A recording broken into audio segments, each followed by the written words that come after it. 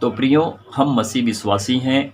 हमें सब कुछ जानना जरूरी होता है। सारे धर्म ग्रंथ की पुस्तकों में क्या लिखा गया है, कहाँ पर क्या बोला गया है, सभी बातों को सीखना बहुत जरूरी होता है। जब हम कबीर शब्दामृत की पुस्तक को पढ़ते हैं तो वहाँ से हमें बहुत कुछ सीखने के लिए मिलता है। क्या सदगुरु साहिब जो कबीरदास हैं, क्या वह सच में परमेश्वर थे? उन्होंने राम रहीम की भक्ति की, पूजा की और उनके विषय में लोगों को बताया।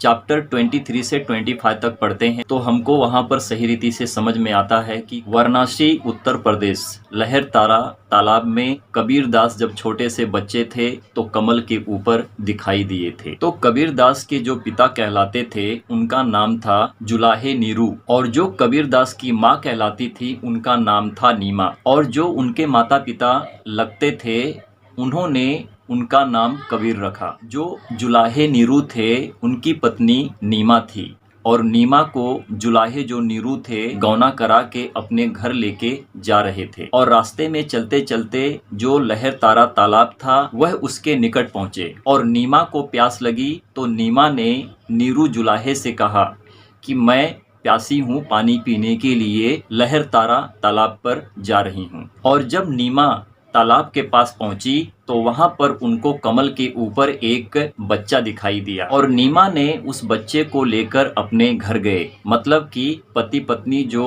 जुलाहे नीरू थे और माँ नीमा जो लगती थी, उस बच्चे को जो कबीरदास थे उनको अपने घर लेके गए, और नीरू जुलाहे और नीमा के घर वह बच्चा पलते बढ़ते बड़ा हो गया, और वह बच्चा जो कबीरदास थे संत गुरु कहलाने लगे। और कबीरदास ने राम रहीम एक ईश्वर के विषय में लोगों को समझाने लगे, और सदगुरु कबीर साहब ने राम रहीम ईश्वर की भक्ति पूजा की और लोगों को एक ईश्वर के विषय में बताया। और ये हमने कबीर शब्दामृत की पुस्तक से जाना और इसको समझा है। और इस पुस्तक को लिखने वाले लाल चंद्र मोहन मनोज तेलुगु हैं। इन्होंने कबीर शब्दामृत की पुस्तक को लिखा है। कबीर शब्दामृत की पुस्तक में जो संत कबीरदास हैं उन्होंने कभी अपने आप को परमेश्वर नहीं कहा है। तो संत रामपाल के चेले बाइबल से कुछ वचनों को उठाकर बड़ी बड़ी बातें झाड़ते हैं और कहते हैं कि यहोवा परमेश्वर शैतान और दोगला है। संत रामपाल के चेलों, तो तुम्हारे संत रामपाल जो गुरु हैं वो भगवान कैसे हो गए? तुम्हारे अंदर सबसे बड़ा बैठा हुआ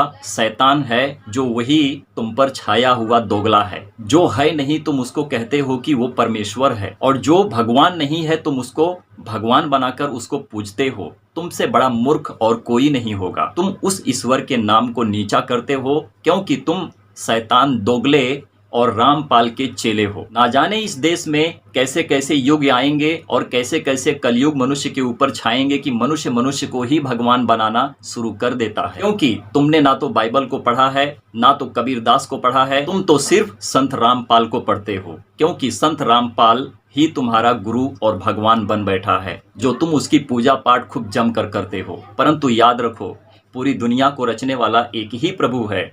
साईं बाबा की पुस्तक को पढ़ते हैं तो साईं बाबा कहते हैं कि सबका मालिक एक है, और सदगुरु कबीर साहब की बात करते हैं तो सदगुरु कबीर साहब कहते हैं कि राम रहीम सबका मालिक एक है। क्योंकि प्रभु यीशु मसीह ने कहा, मार्ग, सत्य और जीवन मैं हूँ, बिना मेरे द्वारा कोई पिता अर्थात परमेश्वर तक नहीं पहुंचेगा। तुम इस पृथ्वी पर चाहे कितने पापड़ बेल लो, तुम्हारी पापड़ तुमको खाने के लिए काम करेंगी, परंतु तुम परमेश्वर के पास कभी नहीं पहुंचने पाओगे। अवश्य है कि तुम शैतान के साथ इसी पृथ्वी के अंदर नरक में जाओगे। और जिन्होंने परमेश्वर का आदर किया है, मान सम्मान किया है, और जिन्होंने परमेश्वर के नाम की महिमा ऊंचाई से बढ़कर परमेश्वर को ऊंचे पद पर रखा है, वही लोग स्वर्ग के भागी होंगे और वही लोग एक दिन स्वर्ग में जाएंगे। सारा आदर मान सम्मान हम परमेश्वर को देते हैं। आज की छोटी सी प्रार्थना को और परमेश्वर के वचन को हम जिंदा जलाली खुदावन प्रभु यीशु मसीह के नाम से मांग लेते हैं। परमेश्वर की महिमा हो, आमीन।